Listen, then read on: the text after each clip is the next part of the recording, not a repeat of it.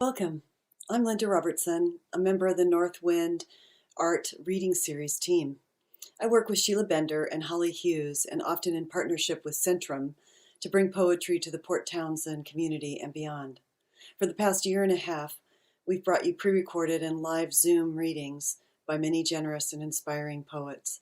Because we are still unable to gather safely in person at Northwind Art Gallery on Water Street, we plan to continue sharing recordings of our scheduled fall 2021 readings.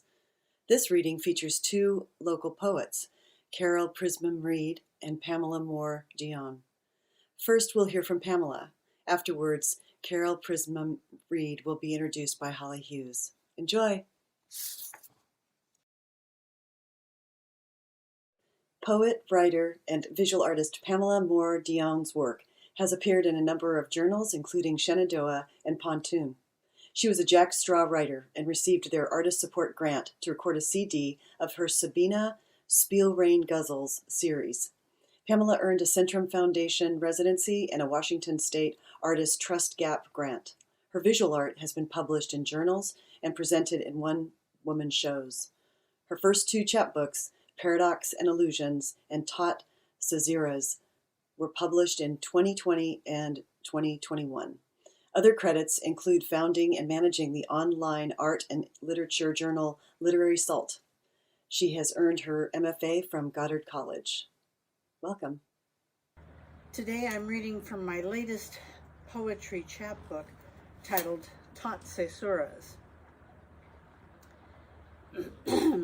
This book was published by Finishing Line Press in Georgetown, Kentucky. You can order Taut Caesuras or my earlier work, Paradox and Illusion, also published by Finishing Line Press, on the press's website at www.finishinglinepress.com or through your local independent bookstore. Here in Port Townsend, that would be Imprint Books, and they do ship, so you could Google Imprint Bookstore in Port Townsend, Washington, and order from them no matter where you live. Thank you. I hope you enjoy the work.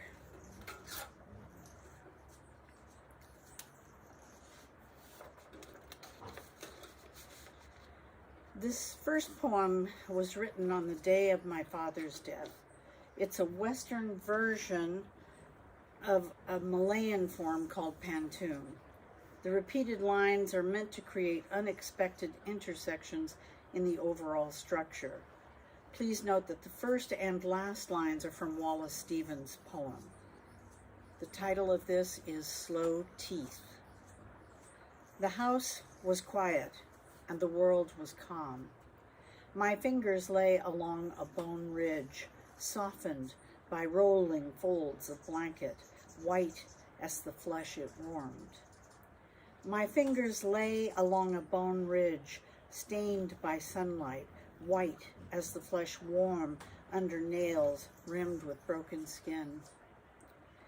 Stained by sunlight, writing anemic lips, slow teeth bite nails rimmed with broken skin, their path ceaseless as the plow at spring turning.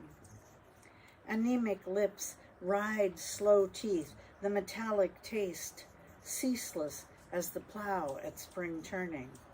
A flow of platelets through arteries, the metallic taste, like blood at the cuticle's heart, an errant flow of platelets through arteries begins to bump and patter against nightfall. Like blood at the cuticle heart, a blue anaerobic God pulse bumps, patters against night. Taut Caesuras, breath as punctuation. A blue god's anaerobic pulse. Narrow as the moon cutting through glass, breathes punctuation to Taut Caesuras. All linear equations falter. A narrow moon cuts through the window into rolling folds of blanket. All linear equations falter. The house is quiet, the world calm.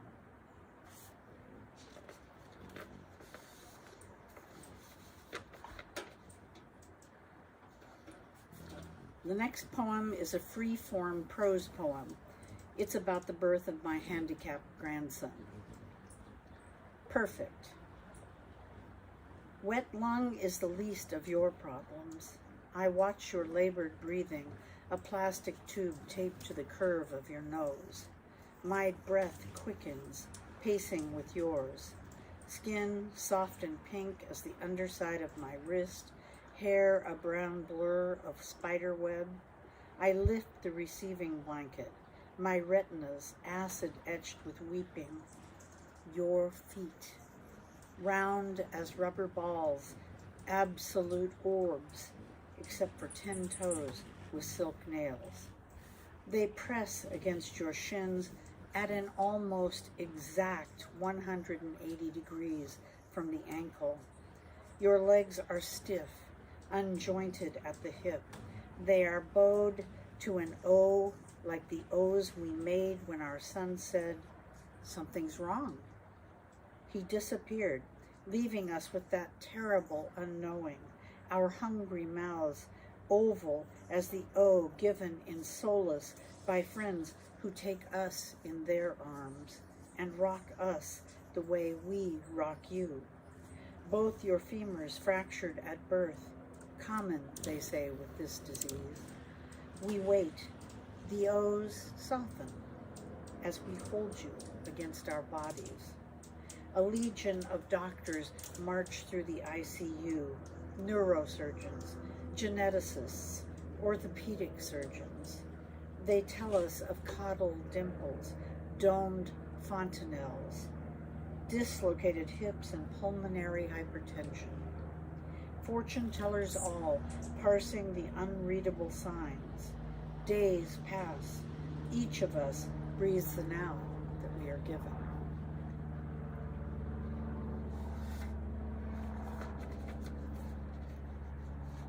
This is a pantoum taken from my collection of Gray's Anatomy poems. I see this piece as my take on the connection between all living things. It's called Fraternal Twins. Crow and I, we spread our wings together, long, narrow bones of ulna and radius nearly identical.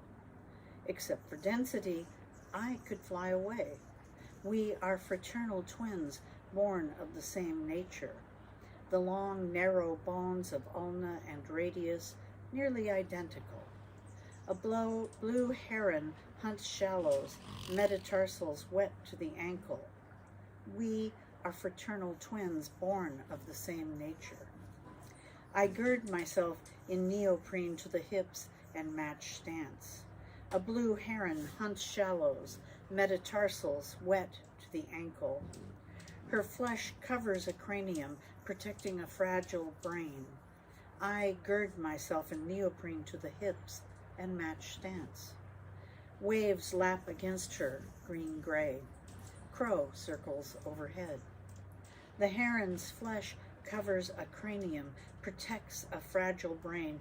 My cerebrum is likewise encased inside a skull. Waves lap against us, green-gray. Crow circles overhead. Like her, I search. Within us all the same imperative. My cerebrum is likewise encased inside a skull. Except for density, I could fly away. Like these birds, I search. It's the same imperative. Crow and I, we spread our wings together.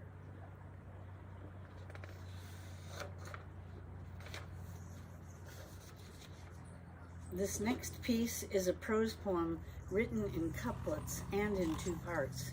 It's titled Artists and Physicians. 1.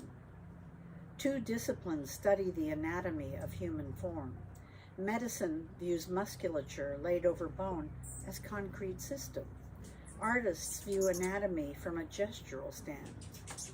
Each discipline peels away layers to reveal truth. Artists peel only a figurative skin.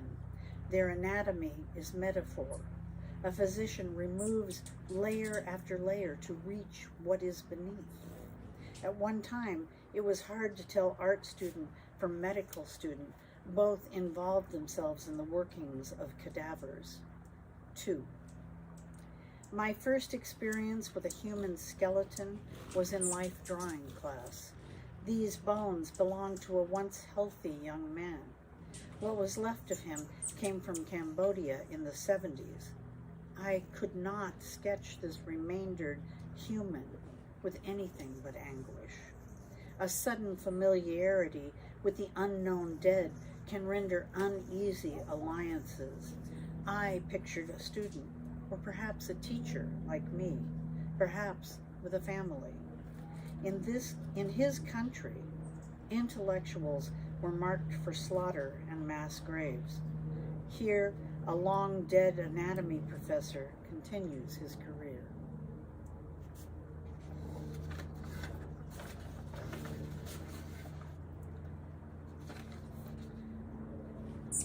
This poem is also a pantoum from my collection of found medical terminology poems. The words are taken from the textbook Gray's Anatomy. Love and the central nervous system. The main part of the central nervous system is found within the skull. It's a mass of pinkish gray nerve cells, approximately 10 billion all in all. Found within the skull are glial cells, blood vessels, even secretory organs, approximately 10 billion all in all. It's a complex, a triumvirate. Our glial cells, blood vessels, even secretory organs, what drive us into serotonin highs and lows and in-betweens? It's a complex, a triumvirate, a massive stroke of genius. What drives us into serotonin highs and lows and in-betweens? Love is just like that. A massive stroke of genius driving toward oblivion. Love is just like that. It's a mass of pinkish gray nerve cells driving toward oblivion. The brain is that part of the central nervous system.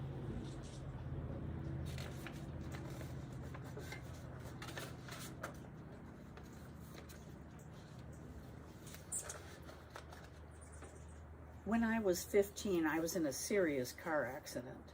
The following prose poem is about that experience. In this piece, I use the term octarine to describe a color.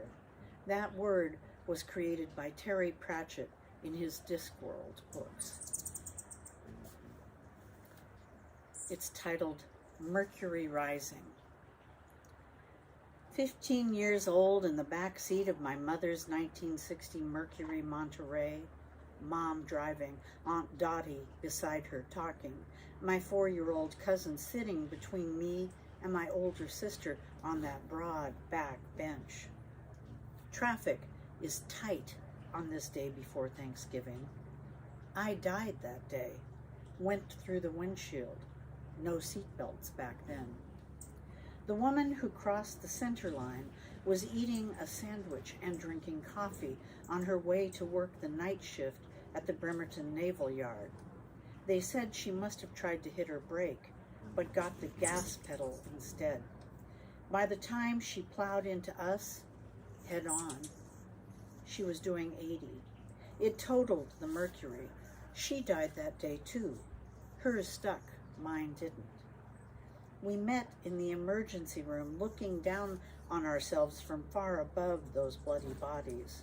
Neither one of us felt pain. I was calm, she terrified. I knew her concerns for her children, a husband who didn't seem like much.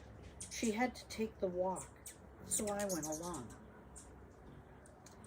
That light is real, octarine, every color you know, plus a lot you don't. When you walk into the glow, it's warm and filled with singing, beautiful voices in a tongue we've forgotten. I felt wrapped in glory, didn't want to go home, though I knew I would.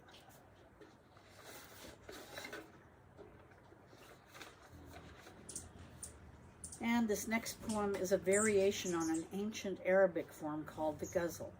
This became the most used form of medieval Persian poets. It's titled Apologia. For my brother, August 25th, 1998. 1 year after your suicide, you visit me anew, nightly. This time, there is no bloody visage, only you, nightly. Yours is the light I saw once long ago after a car wreck left me following the warmth, bathing in its brilliant hue, nightly. For days, I stood outside my body, wanting in and wanting out. I chased the flow of my ambivalence through and through, nightly. I know where you are. I've seen the colors of that corona. It's us, the universe's constant energy. You're not alone. It's not just you, nightly. Forgive my anger. I missed your voice calling Sammy Lee, routing those lost dreams that visit the indigo blue, nightly.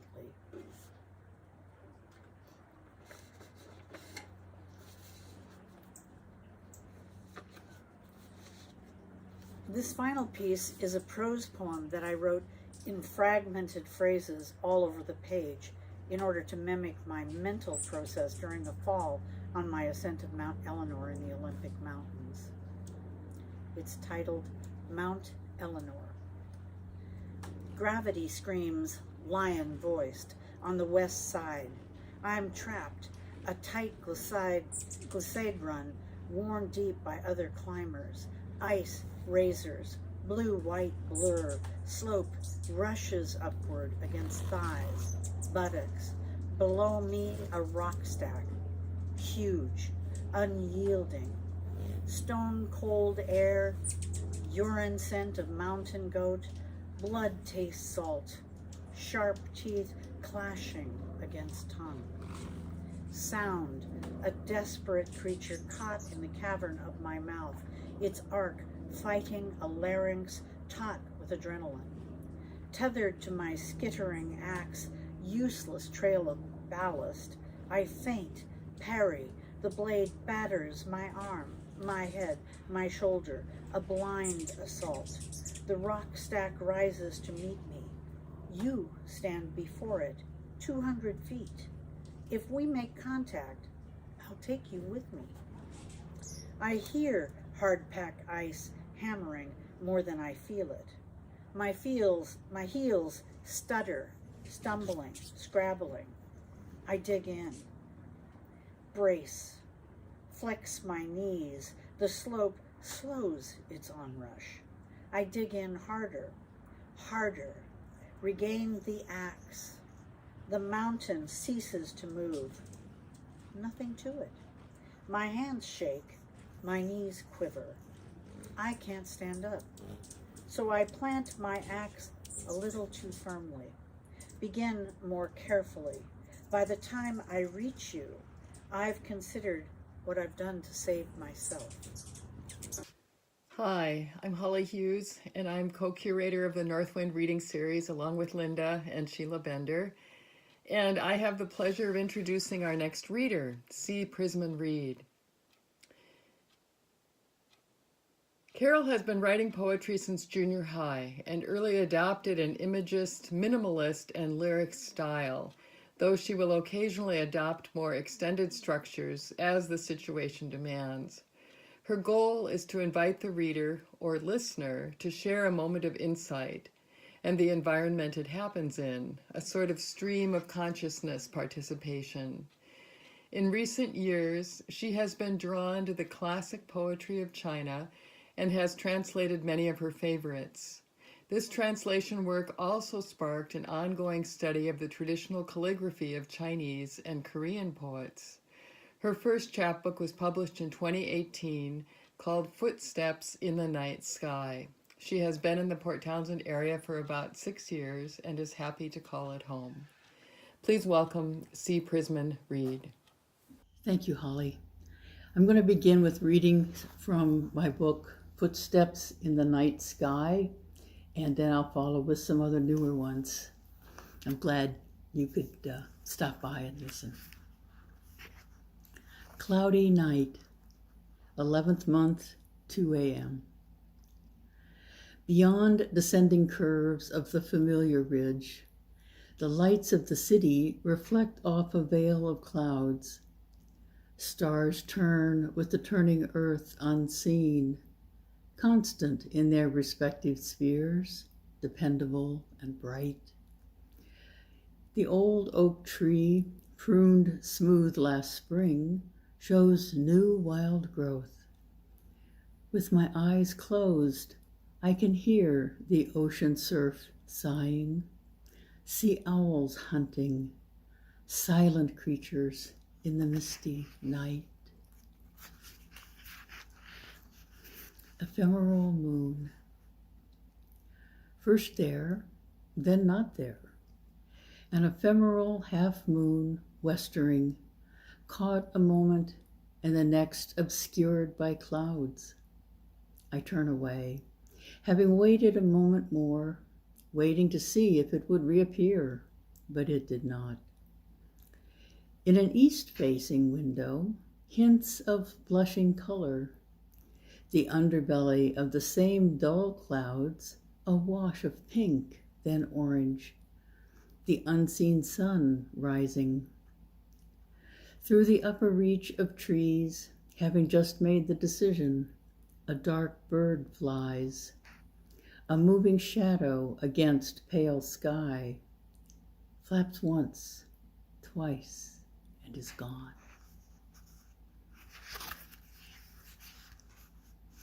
Loquats.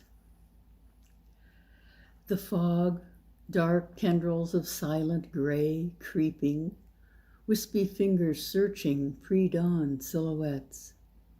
I watch without watching, cool air on the back of my neck. Invisible emotions prick at the borders of consciousness. Dreams flee, dawn lightens. Screeching parrots arrive in the loquat tree, green among green leaves, round fruit beckoning and golden.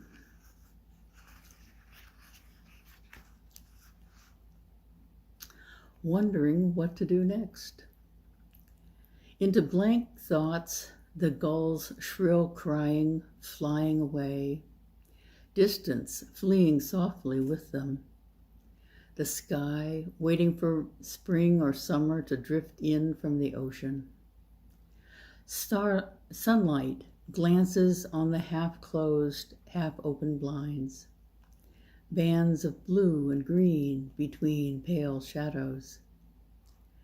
Beyond the bird's cry, now silent, a train whistle, a mockingbird practicing its songs, and now and then a crow's caw and a pencil moving.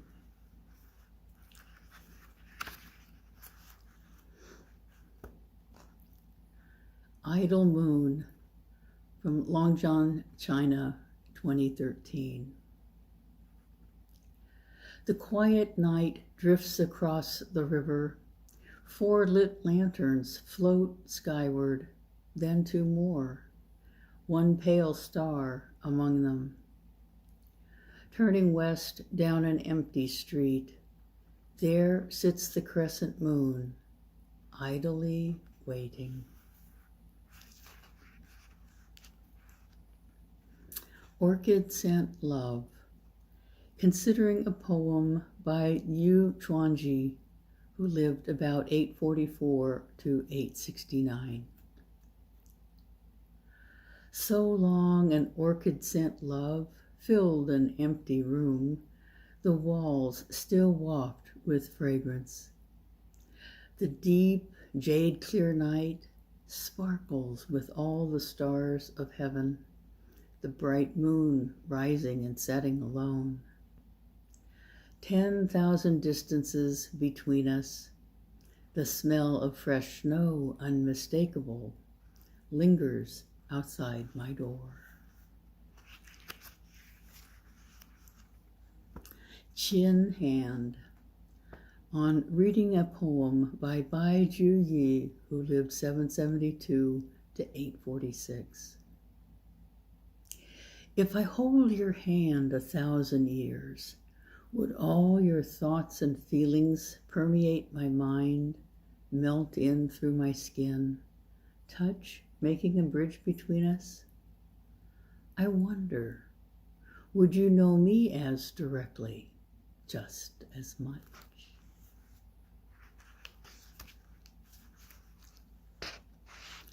With my heart elsewhere, for Cao Cao, who lived 155 to 220, who called the Bao River rapids rolling snow.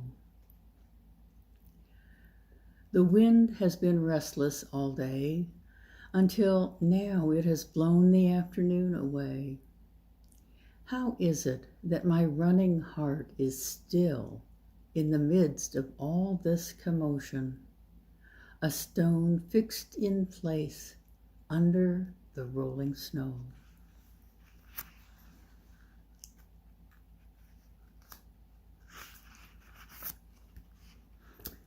And this poem was written in reply to one written by Lu Zhongyan, who lived 773 to 819, called River of Snow. The bright moon is midnight high, blurred in misty clouds. A cautious creature squeaks outside, then grows quiet. Inside, my wakeful thoughts traverse the old plank road of Tang poets, muddy gray hairs becoming more white, washed in a river of snow. And I translated his poem this way: River of Snow. The birds have flown away across 1,000 mountains. Men's footsteps have vanished from 10,000 trails. Here, only a single boat with an old man in his sedge cape and bamboo hat, fishing alone on a cold river of snow. And then the title poem for the book, Footsteps in the Night Sky. The bright moon is high, filling a slender cloud with light. The cool evening wind slips softly into my room through an open window. My quiet thoughts have nowhere nearby to go, so they wander off to distant stars. And now, again, a few of my more recent poems. And then there was thunder, the last day of May 2020. Daylight begins early these days in the Northwest, a faint gleam before 4 a.m., a pale sky above still cedar, then brightening. But suddenly dark again, the wash of white sinking into deep gray, light fading, swallowing space in somber mist. Then out of nowhere, thunder rolling past, and the first drops of rain tapping the maple leaves one by one.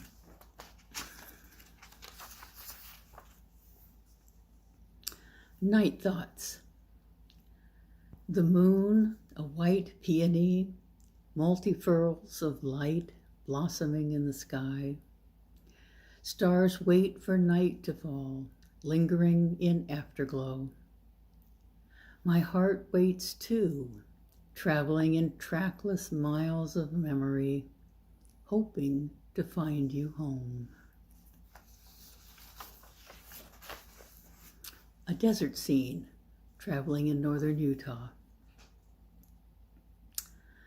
Summer sun hidden now in clouds, on the horizon a ruddy glow. Suddenly the rapid beat of wings, black arrowheads shot from unseen bows, dark silhouettes against the dusky green of shadowed earth, echelon of cranes returning.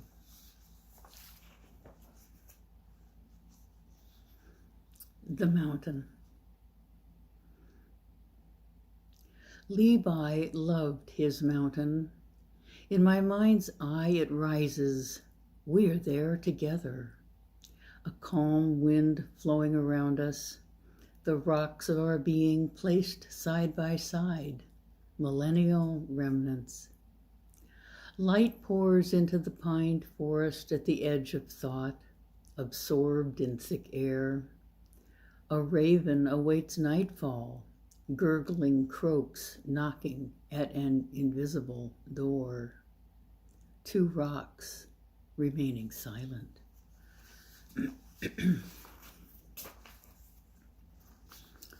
Indigo morning. Sun brightens on the backs of terns gathered on the sandbar, calling out cacophonous, showing off their breeding tresses, catching little silver fishes, strutting about, showing them off, selectively feeding one another. Indigo waves, sparkling with the breaker's gentle white spray, lap onto the unresisting sand, sink into the grains, retreat, and flow again. The sounds reach my ears in lazy overtones, lagging a bit behind the metronome of sight. Soft echoes crash and curl, following me, even as I turn to go, holding your hand as I often do when I'm alone.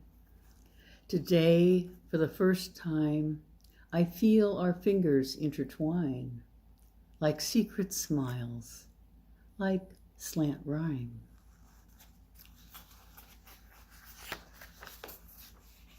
Sea glass.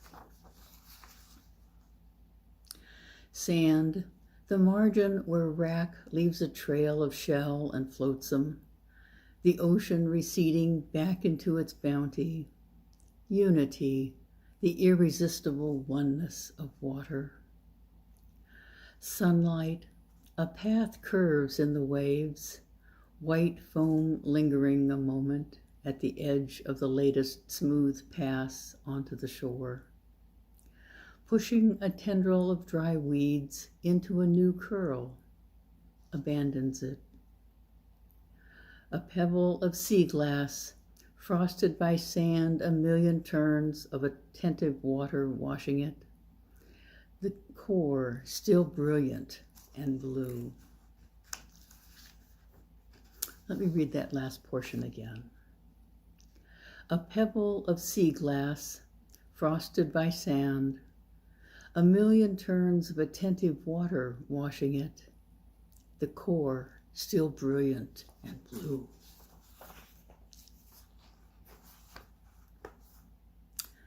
Occasional light, reading Tanka by Oino Chisaro of the 9th century and Tsuchimikado in no Kozai Sho of the 12th century. The last one, a woman poet. Above the trees, the bright second night new moon, a misty glow only, wavering in filmy clouds, wandering west imperceptibly. Now and then a glint, a spark. And Venus too, her light diffuse in high gray mist, leading on unmistakably along her ancient, well-worn path. A veiled presence, stark in the setting sun. Oh, the dreams that go with them, the footsteps that lag behind. A heart torn from pieces of memory, traversing diverging paths. Petals shorn from early blossoms, huddle next to roots, melting together in the rain. Dark sky descending. Antecedents for Marvin Bell following a celebration reading in November 2020. a dangling thread, the shadow of a spider web, the trace of wave left on the naked sand, the ridge of night beside the dawn, iridescent wings above a stone, a flame, ephemeral tips of light, there a moment, then not. The time between idea and sound, the curve of air around a tone, the pause of thought before a word is born. This is the song for Lady Suro, which I was responding to a translation done by David McCann of the Flower Offering Song, originally published in the Chapbook compiled by Iran in the 1200s, probably about 1280. It is like coming home to read these lines, so long hidden, deep in an ancient tongue, in a distant land, in the heart's core of someone I love.